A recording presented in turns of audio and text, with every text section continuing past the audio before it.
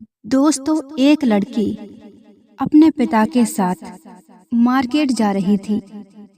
तभी अचानक से उसके पेट में दर्द होने लगता है।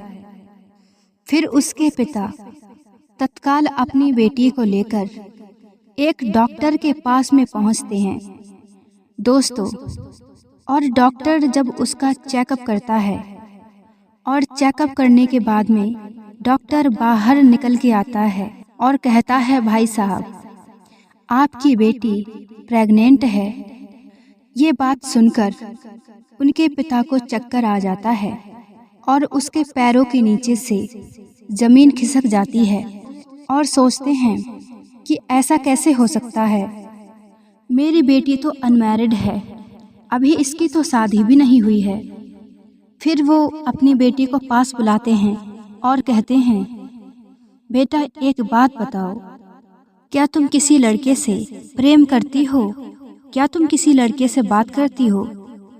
वो लड़की अपने पिता की बात सुन परेशान हो जाती है और कहती है, पिताजी, ये बात आप मुझसे क्यों पूछ रहे हैं?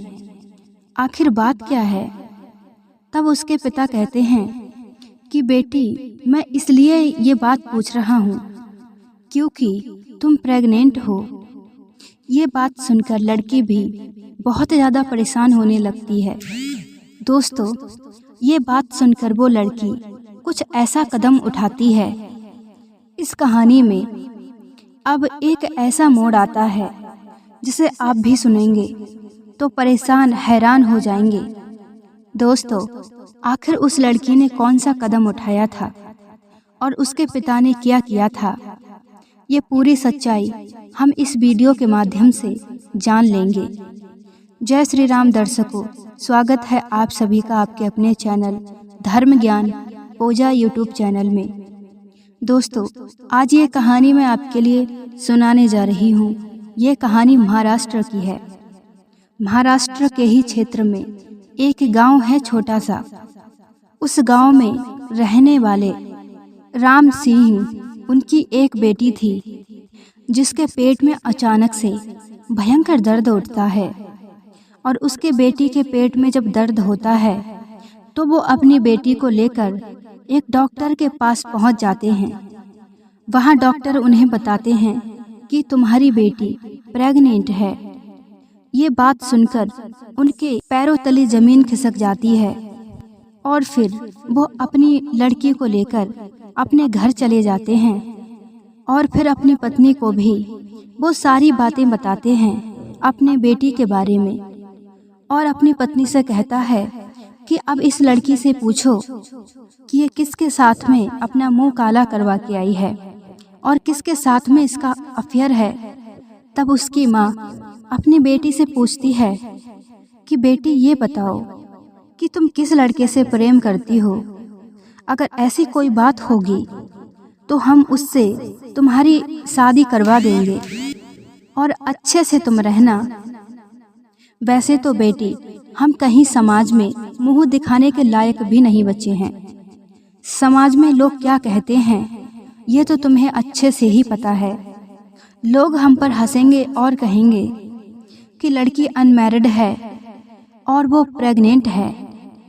ये बात सोचकर वो पति पत्नी दोनों रोने लगते हैं और वो लड़की भी उनके साथ में रोने लगती है और कहती है, पिताजी, ऐसी कोई बात नहीं है।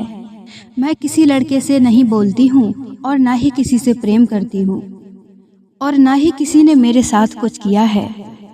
लेकिन मैं आज खुद परेशान हूँ और इस बात को लेकर हैरान हूँ कि आखिर मैं प्रेग्नेंट कैसे हूँ।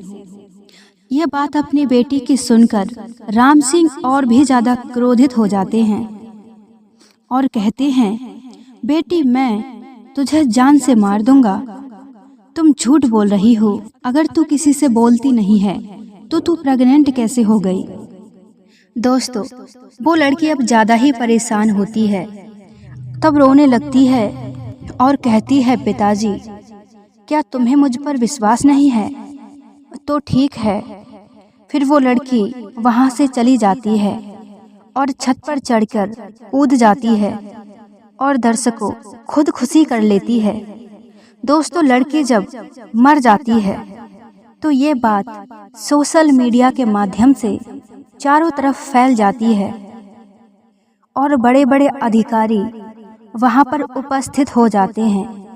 दोस्तों, और वहाँ की जो मैडम एसएसपी थी वो बड़ी ही ईमानदारी और निष्ठा से उस जिले में अपना कार्यभार संभाल रही थी। अब वही महिला आकर के अपनी टीम के साथ इन्वेस्टिगेशन करती हैं।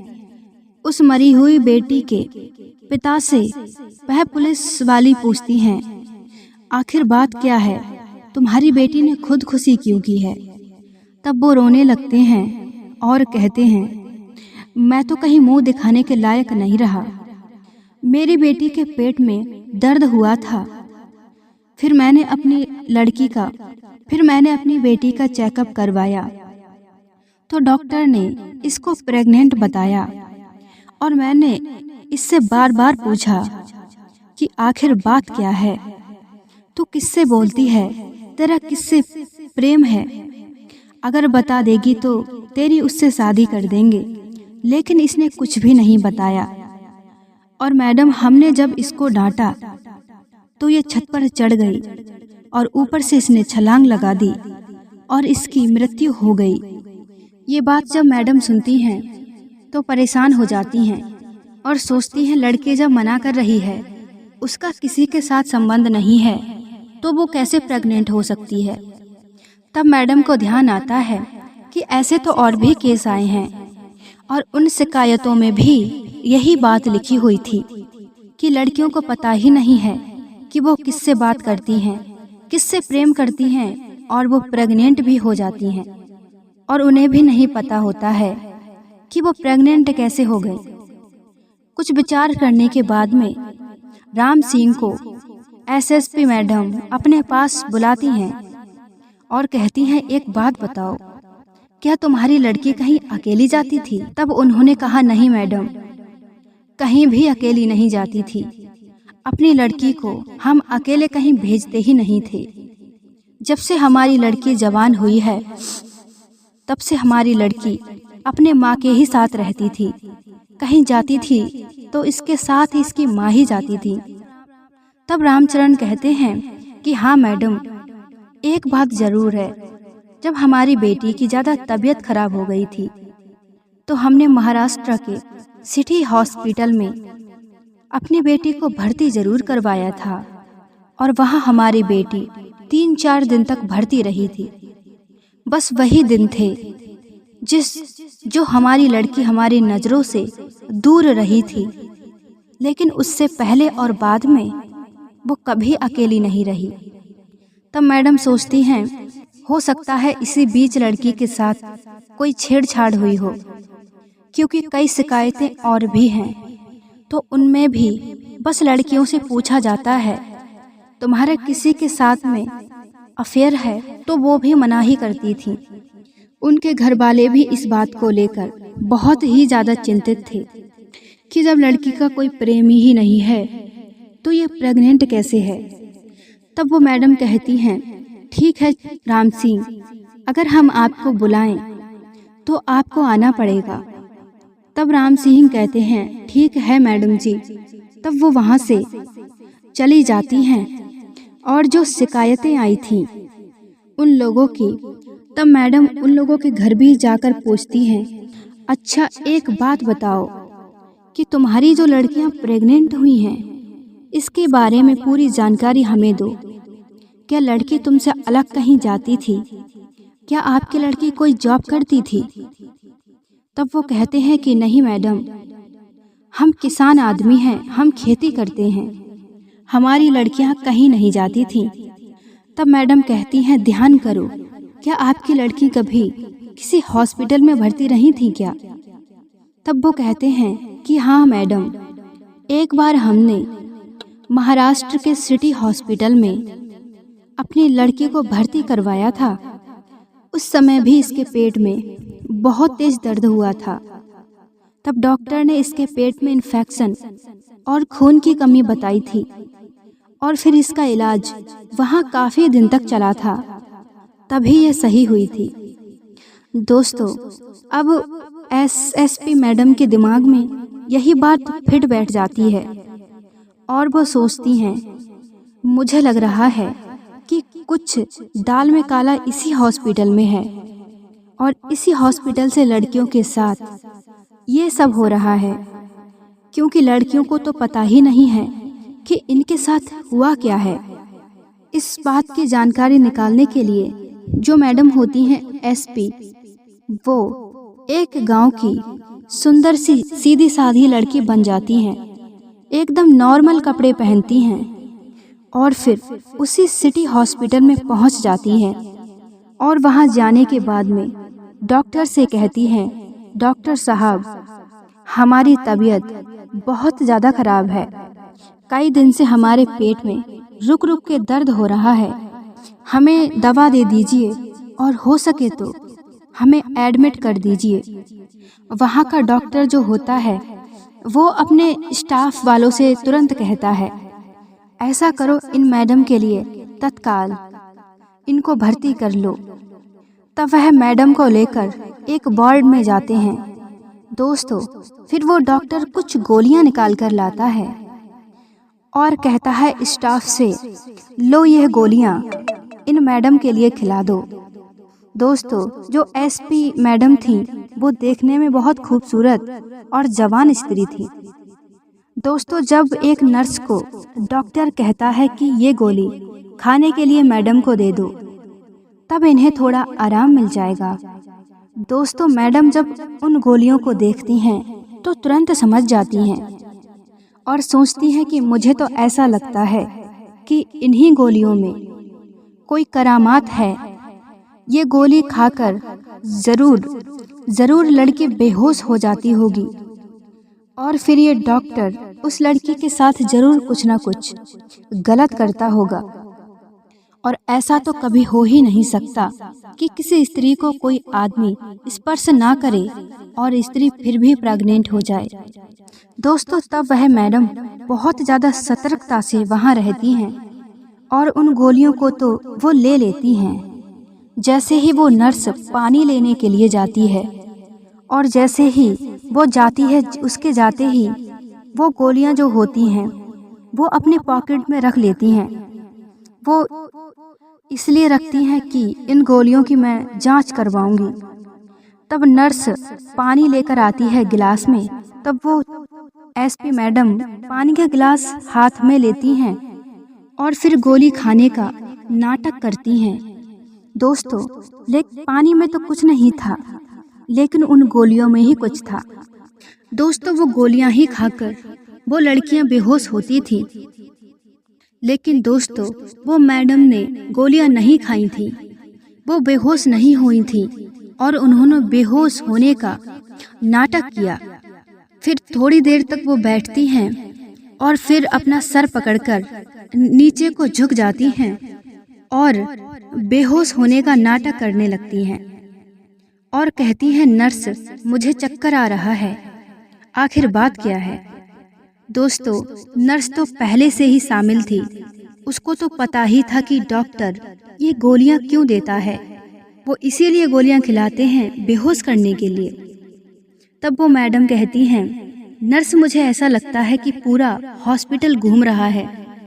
ऐसा क्या हुआ मुझे? अभी अभी तो मेरी तबीयत बिल्कुल ठीक थी। तब वो नर्स कहती हैं कि तुम चिंता मत करो, थोड़ी देर में सब कुछ ठीक हो जाएगा। और वो नर्स थोड़ी देर वहीं खड़ी हो जाती है और थोड़ी देर के बाद वो नर्स डॉक्टर के केबिन में जाती है और मैडम जो होती हैं वो उसी बेड पर गिर जाती है और वो नर्स डॉक्टर से जाकर कहती है कि वो लड़की को चक्कर आने शुरू हो गए हैं, वो कुछ ही देर में बेहोश होने वाली है। अब जैसे ही वो डॉक्टर आता है, वैसे ही वो मैडम बेड पर लेटी हुई थी और बेहोशी का नाटक कर रही थी। तब डॉक्टर उस नर्स से कहता है कि तुम इस लड़की को लेकर मेरे रूम में पहुंचो, मैं इसका चेकअप वहीं करूंगा। तब वो नर्स उसको चेयर पर डालकर उस डॉक्टर के रूम में ले जाकर लिटा देती है और फिर डॉक्टर पीछे पीछे पहुंच जाता है और फिर डॉक्टर नर्स से कहता है कि तुम बाहर जाओ, अब मैं चेकअप इसका कर लूँगा। नर्स के जाते ही दोस्तों वो डॉक्टर अपने वस्त्र उतारने लगता है और फिर उन मैडम की तरफ हाथ चलाता है।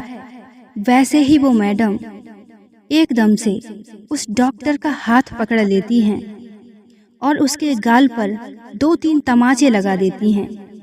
दोस्तों अब जैसे ही डॉक्टर उस लड़की को खड़े हुए देखता है तो उसके होश उड़ जाते हैं और वो समझने में देरी नहीं लगाता है और वो समझ जाता है कि जरूर दाल में काला है, जरूर कुछ ना कुछ गड़बड़ है, ये कोई मामूली लड़की नहीं हो सकती। और फिर उसे पकड़कर मैडम बहुत ही ज़्यादा पिटाई लगाती हैं और उससे कहती हैं कि तू ही है वो हैवान जो लड़कियों को अपने कमरे में लाकर उसके साथ ये घिनौनी हरकत करता है। काफ़ी शिकायतें हमारे पास तुम्हारे हॉस्पिटल की आई थी और कुछ लड़कियों ने तो आत्महत्या भी कर ली है।